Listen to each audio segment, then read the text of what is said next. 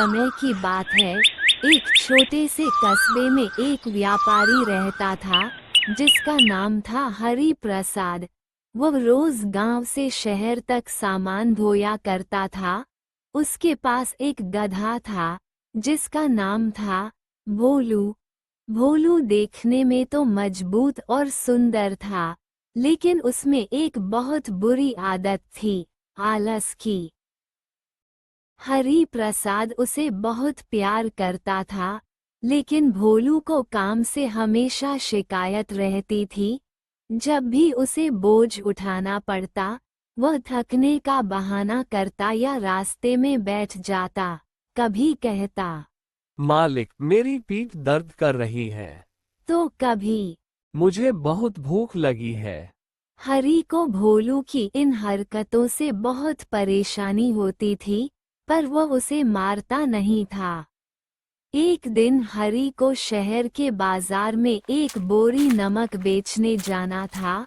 उसने भोलू की पीठ पर एक बोरी रखी और धीरे धीरे चल पड़ा। रास्ते में एक नदी पड़ती थी, जिसे पार करने के लिए उन्हें पानी में उतरना पड़ता था। नदी पार करते समय भोलू के मन में एक शरारती विचार आया।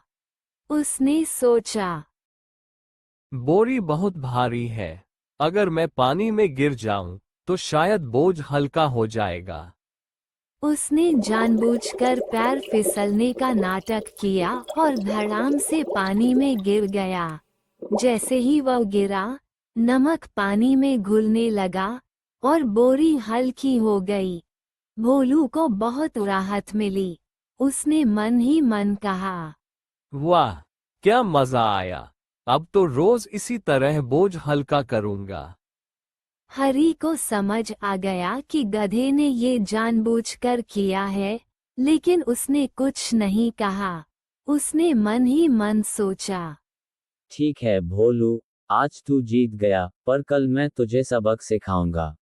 अगले दिन हरि ने भोलू की पीठ पर 2 बोरी ऊन की रखी और फिर वही रास्ता पकड़ा। जब वे नदी पर पहुंचे, तो भोलू ने फिर वही चाल चली। उसने पैर फिसलने का नाटक किया और पानी में गिर गया।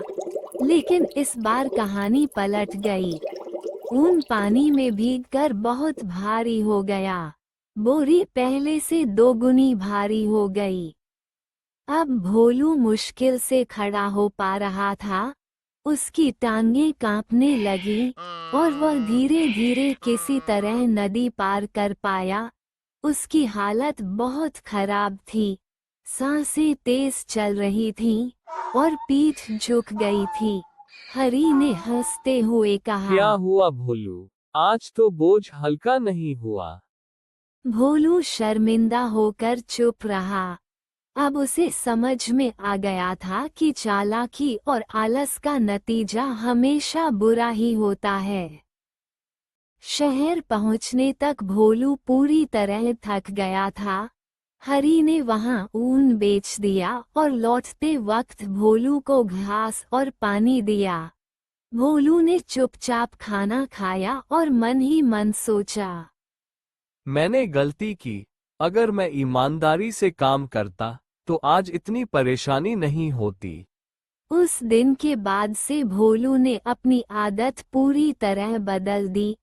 अब वह कभी काम से भागता नहीं था।